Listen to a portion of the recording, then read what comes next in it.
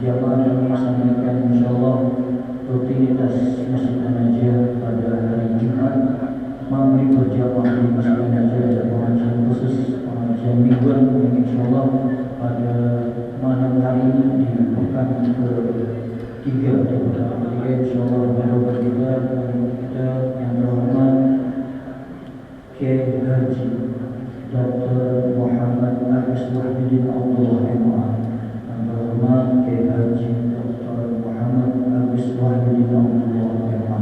Insyaallah kita ada waktu salat walafiat, salat maghrib berjamaah di Masjid An-Najah dan kita bisa ikuti kajian atau pengajian yang disampaikan oleh Tuhan kita. Yang akan sampaikan sedekah yang masuk pada minggu ini yang pertama datang dari Ibu Duryati, untuk almarhum suaminya, untuk almarhum Satri Binti sebesar 500.000 rupiah,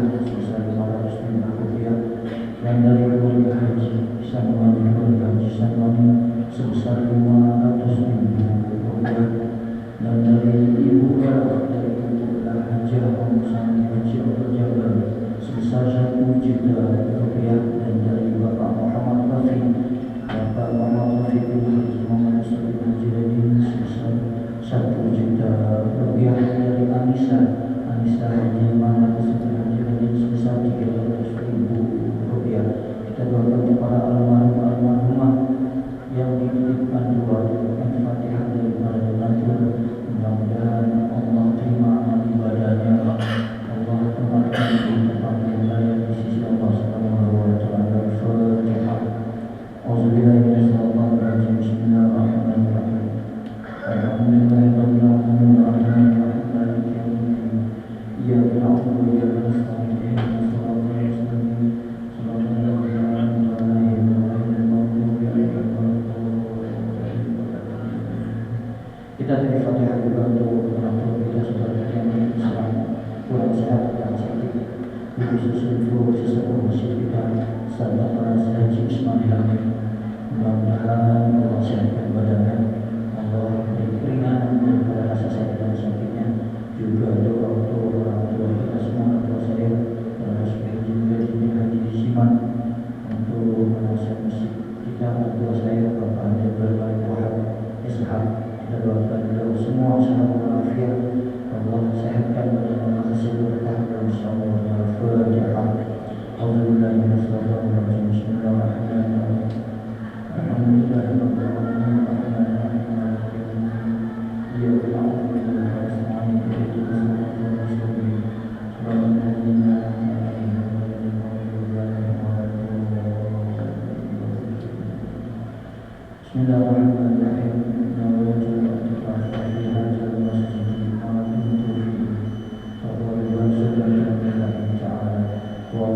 Wassalamualaikum warahmatullahi wabarakatuh.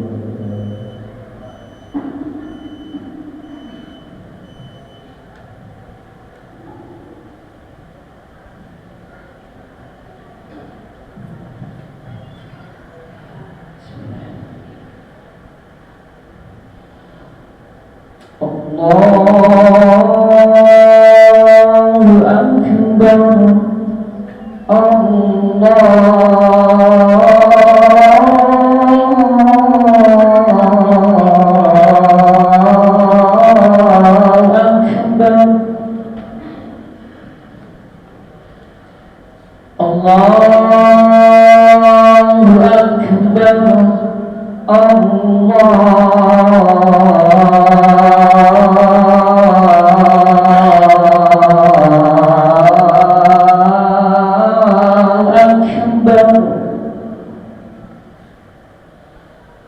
Asyhadu an la ilaha illallah. Asyhadu an la ilaha illallah.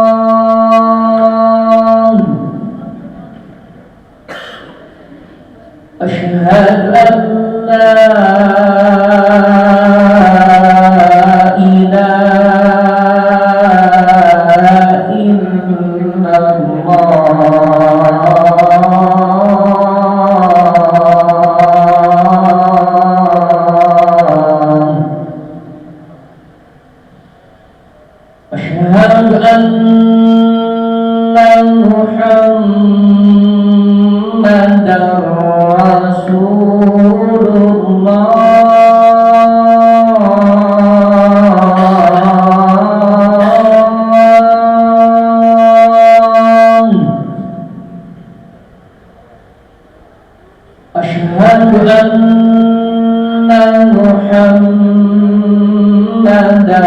Rasulullah.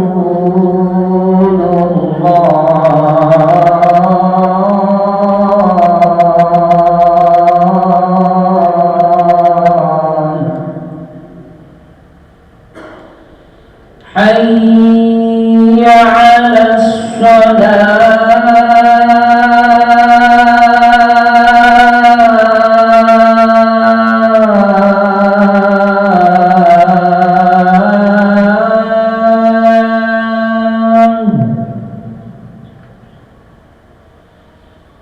حي على حي على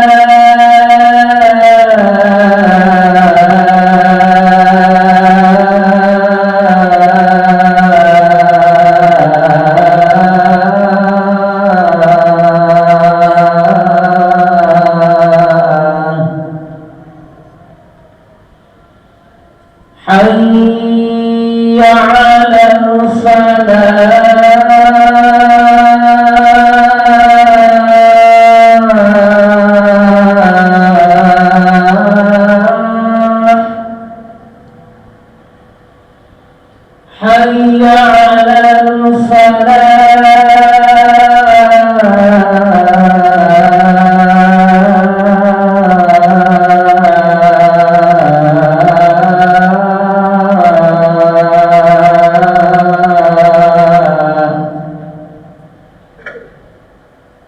Allahu Akbar.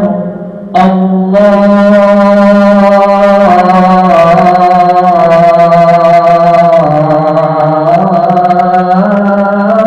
Akbar. La ilaha illallah.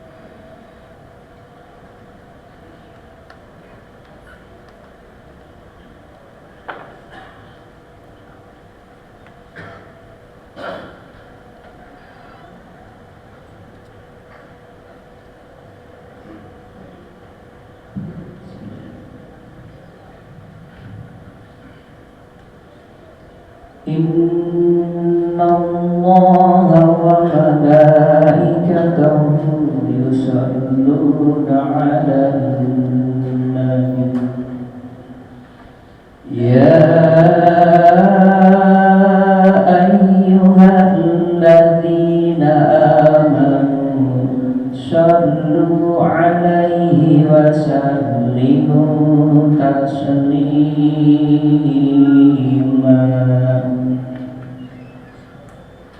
Assalamualaikum warahmatullahi wabarakatuh. Allahu Akbar, Allahu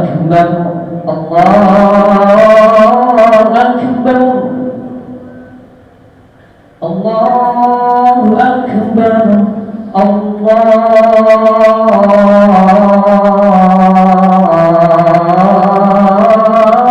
Akbar. Asyhadu an la ilaha illallah. Asyhadu an la ilaha illallah.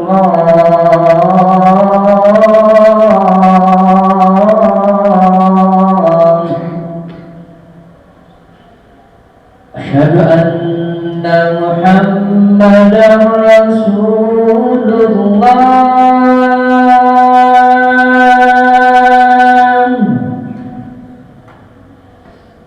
Asyhadu anna Muhammadan Rasulullah.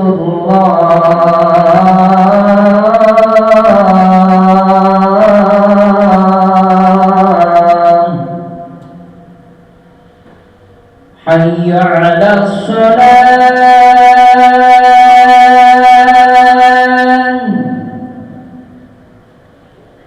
hayya 'alas shalah,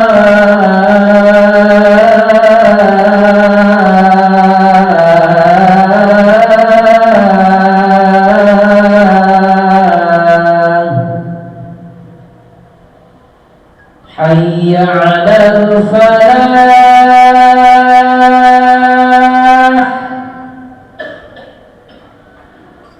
hayya 'alal falah.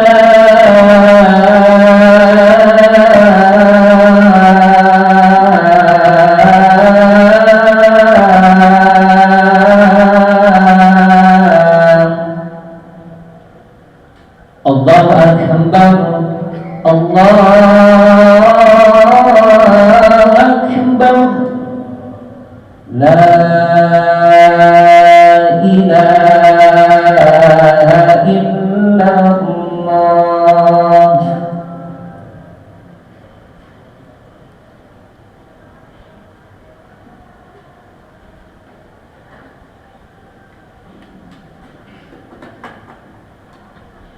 Alhamdulillah, alhamdulillahilladzi tawadda'a kullu shay'in bi'azamatihi wa dhalla kullu shay'in bi'izzatihi wa khada'a kullu shay'in limulkihi wa istaslama kullu shay'in biqudratihi.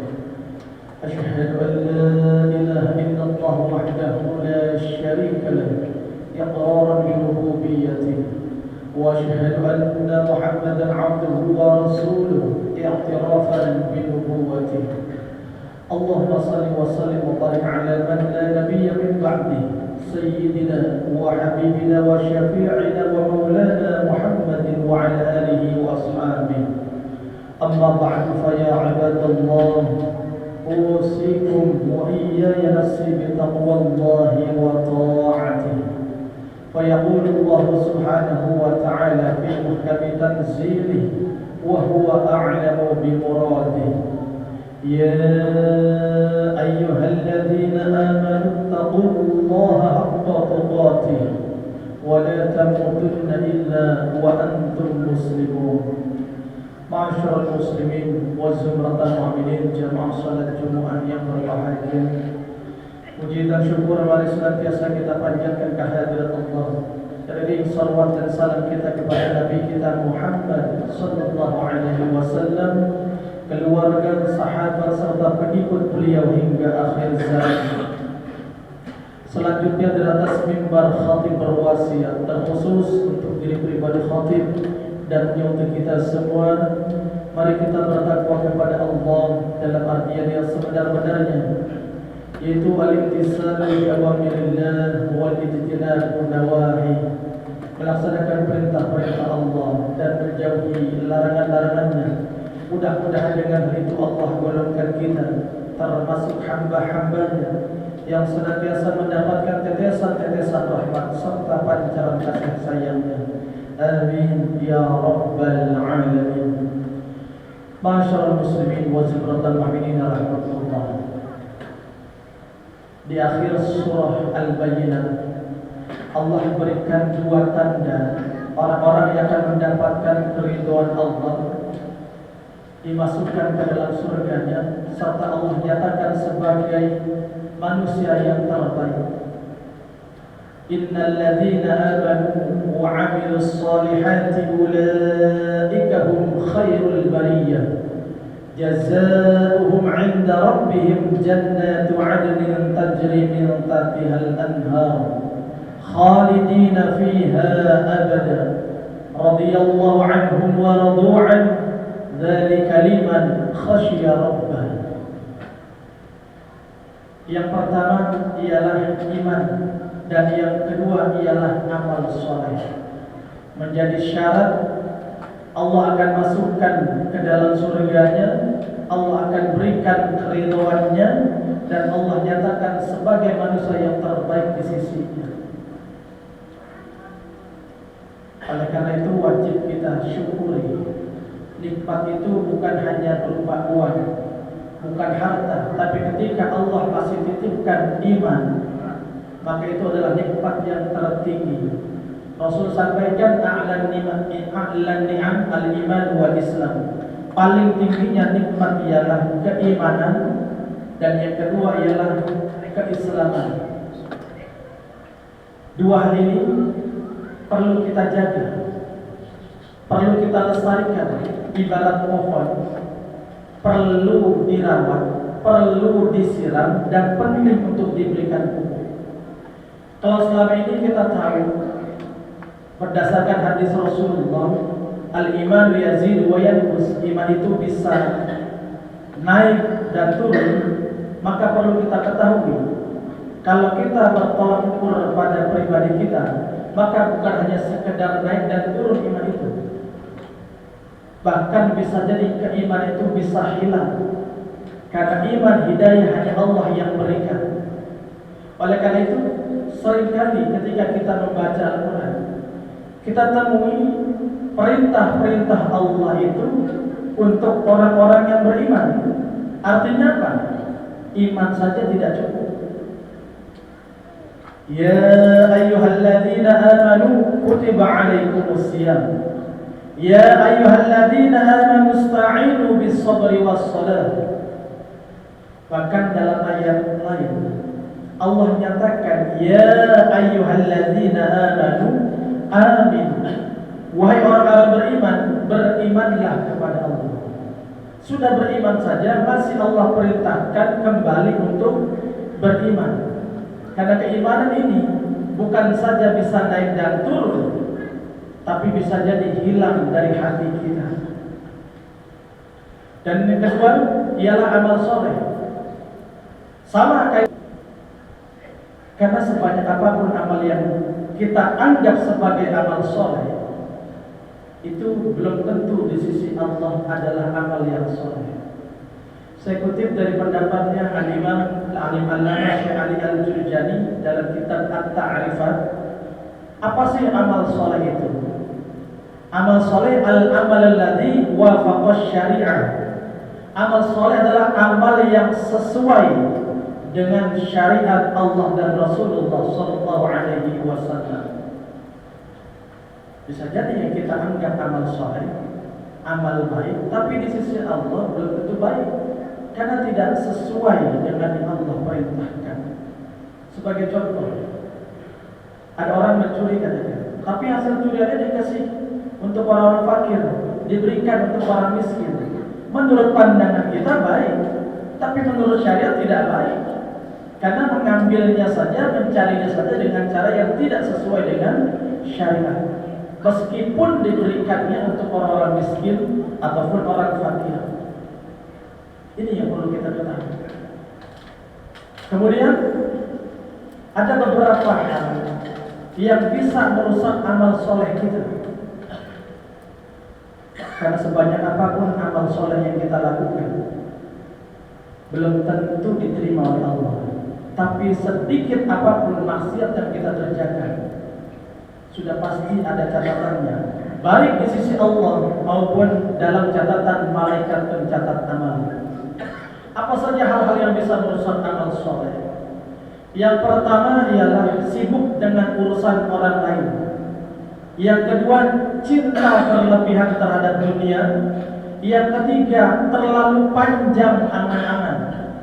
Yang keempat, sedikit rasa malu. Yang kelima, kezaliman yang terus-menerus. Dan yang keenam ialah kerasnya hati. Yang pertama yang dapat merusak amal soleh, sibuk dengan urusan orang lain. Ini yang paling banyak kita kerjakan. Gosiplah, gibahlah.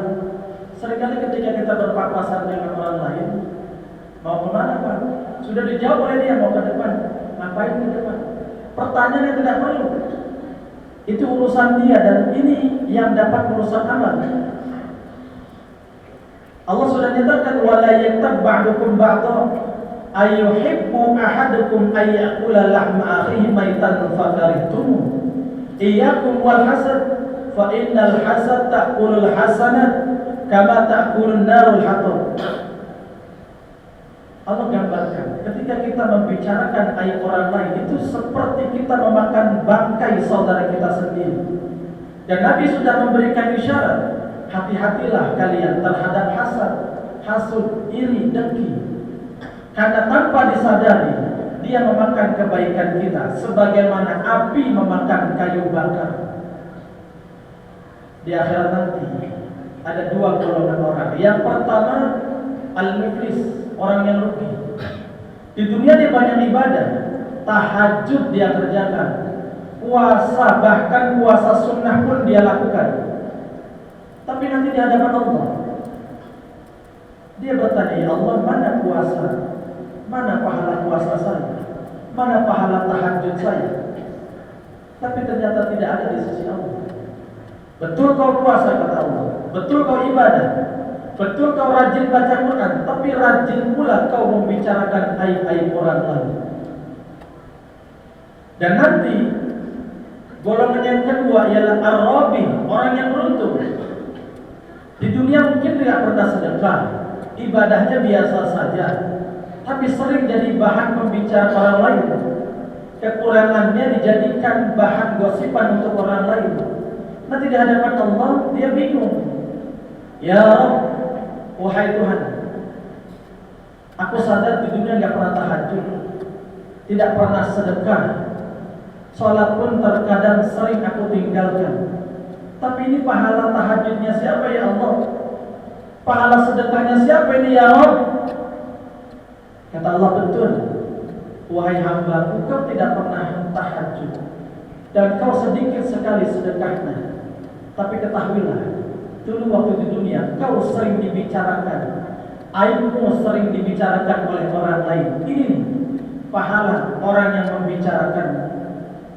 Jadi sebenarnya ketika kita sedang membicarakan orang lain, kita rugi. Dan sebaliknya ketika kita sedang dibicarakan orang lain, kita sedang mendapatkan transfer pahala dari orang yang membicarakan kita. Makanya ucapannya sudah alhamdulillah, tidak perlu marah. Karena tanpa kita sadari, orang itu sedang memberikan pahalanya kepada kita. Dan kebalikannya, ketika pahala orang yang membicarakan kita sudah habis, maka dosa orang yang dibicarakannya sedang dipindahkan kepada dia. Ma'asyiral muslimin wa zumratal mu'minin rahimakumullah. Lalu hal kedua dapat merusak amal, cinta kepada dunia yang terlalu berlebihan. Allah sudah jelaskan, innamal hayatud dunya la'ibu wa lahu. Dunia ini cuma sekedar main-main saja. Ada pepatah Jawa bilang dunia ini, kehidupan ini sawang sinawang. Apa tuh sawang sinawang? Kita melihat orang lain enak, tapi kebalikannya, orang lain melihat kita justru enak. Sebenarnya apapun yang sudah Allah takdirkan kepada kita, maka itu adalah yang terbaik buat kita. Mungkin ada yang beranggapan enak ya jadi presiden, kemana-mana dikawal, fasilitas lengkap. Tapi bagi seorang presiden, dia berpikir enak ya jadi rakyat ya. Tidur bisa nyenyak-nyenyak, tidak didemo, tidak banyak dikritik, tidak ada yang tahu urusannya. Beginilah kehidupan dunia. Panggung sandiwara saja. Maka apapun yang Allah takdirkan kepada kita, itulah yang terbaik buat kita. Ketika Allah takdirkan kepada kita hidup miskin, nanti balasannya di surga Allah berikan, karena tidak ada hisab untuk orang fakir dan miskin. Dan bisa jadi ketika dikabulkan doanya ingin jadi kaya, dia tidak lagi ibadah. Orang kaya dan orang miskin itu nanti baru terlihat di akhirat. Bedanya orang kaya dengan orang miskin masuk surga 500 juta tahun, 500.000 tahun. Ketika orang miskin sudah menikmati surga selama 500.000 tahun, orang kaya baru dimasuki. Terheran-heran orang kaya melihat keindahan surga. Orang miskin justru sudah terbiasa dengan kenikmatan surga yang ada. Masyaallah muslimin wa mu'minin rahimakumullah. Lalu hal ketiga yang dapat merusak amal adalah panjang angan-angan. Angan-angan berbeda dengan cita-cita. Cita-cita itu keinginan yang jauh, namun ada usaha untuk mendapatkan. Tapi angan-angan adalah keinginan yang sangat jauh, tapi tanpa usaha yang dikerjakan. Saya kutip dari pendapatnya Sayyidina Ali karamallahu wajhah dalam kitab At-Tuhfatul Mardiyah, Syekh Abdul Majid Ali Al-Adawi. Sayyidina Ali mengatakan, "Ya man bidunya ishtaqal qad garrahu tulul amal awalam yazal fi ghaflatin hatta dana minhul ajal." Wahai orang-orang yang tertipu dengan dunianya, masih sajakah dia tertipu, tidak sadar sampai ajal menemuinya. Kita baru sadar dunia itu sebentar, dunia itu main-main ketika kita sudah masuk dalam liang kubur. Ketika kita sudah memasuki alam kubur, barulah kita merasakan, ya Allah, begitu cepatnya dunia, hanya permainan belaka. Oleh karena itu, jangan pernah menuntut Allah untuk masa depan kita, karena Allah tidak pernah membebani, mewajibkan kita sholat untuk esok hari kalau kita belum hidup sampai sholat esok hari. Ma'asyiral muslimin wa zumratal mu'minin rahimakumullah. Lalu hal keempat yang dapat merusak amal ialah sedikit rasa malu. Seringkali ada ucapan yang keliru dalam ucapan-ucapan keseharian kita. Malu banyak orang. Artinya kalau sedikit orang tidak perlu malu. Kalau tidak ada orang hilang rasa malu. Malu yang sebenar-benarnya ialah malu kepada Allah Subhanahu wa taala.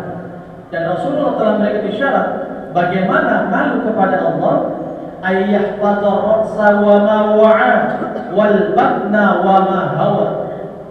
Cara malu kepada Allah ialah menjaga kepala beserta isinya dan memelihara perut beserta hawa nafsunya. Kalau ini sudah bisa dilakukan, maka inilah sebenar-benarnya malu. Dan kelima yang dapat merusak amal ialah kezaliman yang terus-menerus. Iyyakum waz-zulma fa inna zulma zulmatun yaumil qiyamah. Rasul telah beri isyarat, takutlah, hindarilah kezaliman, karena kezaliman itu akan menjadi kegelapan bagi pelakunya nanti di akhirat. Dan hal keenam yang dapat merusak amal ialah kerasnya hati. Diawali dengan rasa iri, dengki, merasa paling benar dengan pendapatnya, merasa paling hebat, merasa paling kaya dengan hartanya. Ini hal-hal yang dapat merusak hati. Ketika hati sudah rusak, keras dia, maka rusaklah amal-amal kita. Ma'asyiral muslimin wa zikratal mu'minin rahimakumullah. Mudah-mudahan nasihat dari para ulama ini mudah kita pahami, ringan kita amalkan dan membuahkan keberkahan buat kita semua. Wallahu a'lam bis-shawab. A'udzu billahi minasyaitonir rajim. Bismillahirrahmanirrahim. Wa amma man khafa maqama rabbih wa nahaa an-nafsa 'anil hawa fa innal jannata hiyal ma'wa. Barakallahu wa lakum fil Qur'anil 'azim wa nafa'ani wa iyyakum bima fihi minal ayati wadh-dhikril hakim wa taqabbala minni wa minkum tilawatahu innahu huwas samiul 'alim. Aqulu qawli hadza wa astaghfirullahal 'azim li wa lakum wa lisairil muslimina wal muslimat wal mu'minina wal mu'minat fastaghfiruhu innahu huwal ghafurur rahim. Allahumma salli ala nabiyyika sayyidina Muhammadin wa ala ali sayyidina Muhammad.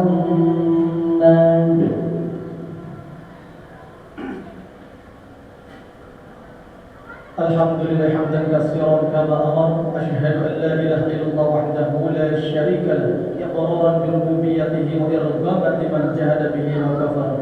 Wa asyhadu anna sayyidana wa nabiyyana Muhammadan 'abduhu wa rasuluhu sayyidul khalaiqi wal bashar. Allahumma shalli wa sallim wa barik ala sayyidina Muhammadin wa ala alihi wa ashabihi masabihil ghurur. Amma ba'du fa ya ibadallah ittaqullaha fima amara وانتهوا عما نهاكم عنه وحذر واعلموا أن الله تعالى أمرنا بأمر بدأ فيه بنفسه وصلنا بملائكته المسبحة بقدسه وصلت بكم أيها المؤمنون من بقية جنه وإنسه وقال تعالى مخبرا عليما إن الله وملائكته يصلون على النبي يا أيها الذين آمنوا صلوا عليه وسلموا تسليما. Jamaah yang berkata Allah, ringkasan khutbah kali ini ya, jangan merasa percaya diri amal kita diterima, namun yakinlah dosa kita sudah pasti ada catatannya. Ulama Ahlussunnah wal Jamaah memberikan tips agar dalam beribadah amal diterima. Ada kaidahnya bainal khaufi war raja. Ketika ibadah itu harus berada di persimpangan bainal khauf, khawatir ibadah kita tidak diterima. Lalu ar-raja, ada pengharapan besar agar ibadah kita diterima oleh Allah Subhanahu wa ta'ala. Allahumma salli wa sallim wa barik ala sayyidina Muhammadin wa ala alihi wa ashabihi ajma'in. Allahumma warda bil khulafa'ir rasyidin sadatina wa immatina Abi Bakr wa Umar wa Utsman wa Ali radhiyallahu anhu Fatimah az-Zahra wa Khadijah al-Kubra wa Aisyah ar-Ridha radhiyallahu anha wa Hasan subhan Husain radhiyallahu anhu wa ila baqiyati sahabati wa tabi'in wa tabi'i tabi'in lahum bi ihsan ila yaumiddin wa alaina ma'ahum bi rahmatika ya arhamar rahimin. Allahumma ansur man nasara ad-din واخذل من خذل المسلمين. اللهم أعز الإسلام والمسلمين واهلك الكفرة والمبتدعة والمشركين ودمر أعداءك أعداء الدين. اللهم أعز أهل بيت رسول الله صلى الله عليه وسلم. اللهم اغفر للمؤمنين والمؤمنات والمسلمين والمسلمات الأحياء منهم والأموات إنك سميع قريب مجيب الدعوات يا قاضي الحاجات. ربنا آتنا في الدنيا حسنة وفي الآخرة حسنة وقنا عذاب النار. عباد الله إن الله يأمرنا بالعدل والإحسان وإيتاء ذي القربى وينهى عن الفحشاء والمنكر والبغي يعظكم لعلكم تذكرون. فاذكروا الله العظيم يذكركم واشكروه على نعمه يزدكم واسألوه من فضله يعطيكم ولذكر الله أكبر والله يعلم ما تصنعون. أقيموا الصلاة. الله أكبر الله أكبر أشهد أن لا إله إلا الله أشهد أن محمدا رسول الله حي على الصلاة حي على الفلاح قد قامت الصلاة قد قامت الصلاة الله أكبر الله أكبر لا إله إلا الله.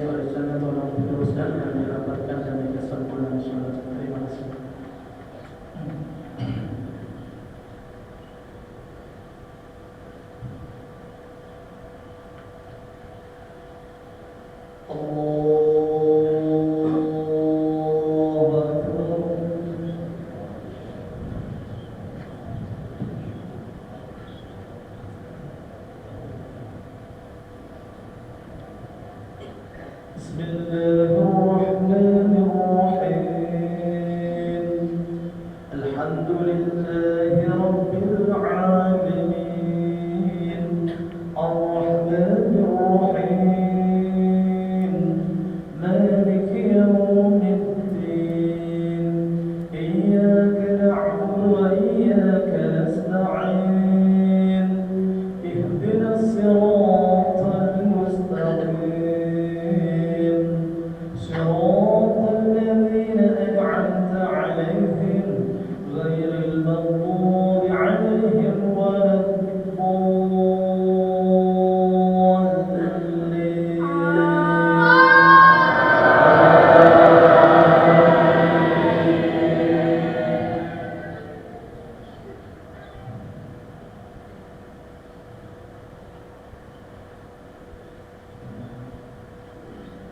إن الذين قالوا ربنا الله ثم استقاموا تتنزل عليهم الملائكة ألا تخافوا ولا تحزنوا وأبشروا بالجنة التي كنتم توعدون نحن أولياؤكم في الحياة الدنيا وفي الآخرة ولكم فيها ما تشتهي أنفسكم ولكم فيها ما تدعون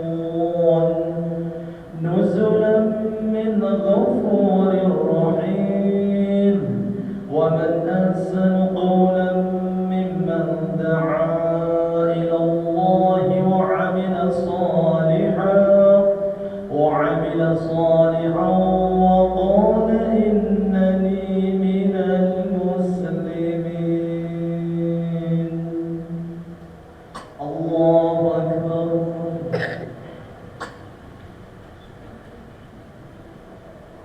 سمع الله لمن حمده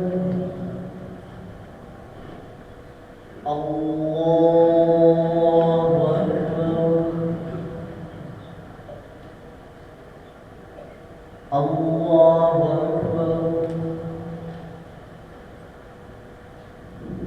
الله أكبر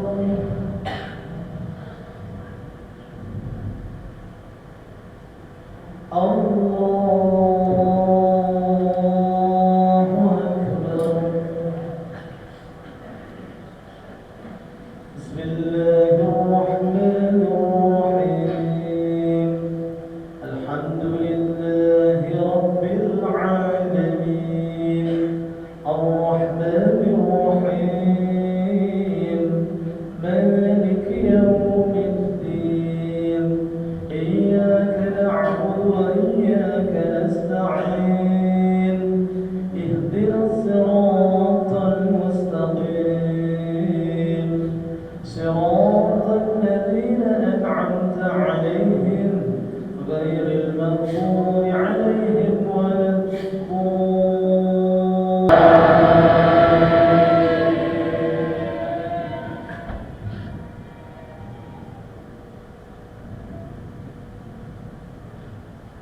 بسم الله الرحمن الرحيم لم يكن الذين كفروا من أهل الكتاب والمشركين منفكين حتى تأتيهم البينة رسول من الله يتلو صحفا مطهرة فيها كتب قيمة وما تفرق الذين أوتوا الكتاب إلا من بعد ما جاءتهم البينة وما أمروا إلا ليعبدوا الله مخلصين له الدين حنفاء ويقيموا الصلاة ويؤتوا الزكاة وذلك دين القيمة إن الذين كفروا من أهل الكتاب والمشركين في نار جهنم خالدين فيها أولئك هم شر البرية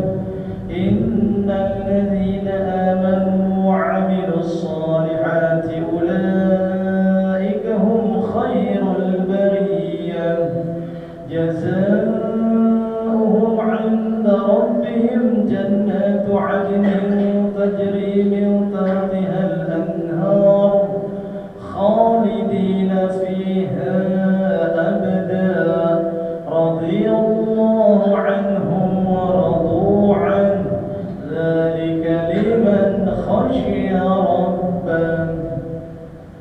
الله أكبر. سمع الله لمن حمده. الله أكبر.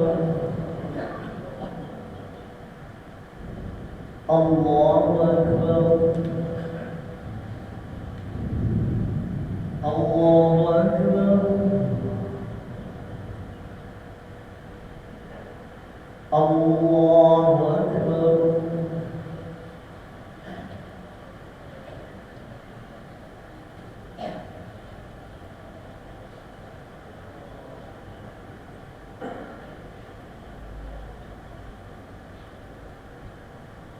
السلام عليكم ورحمة الله. السلام عليكم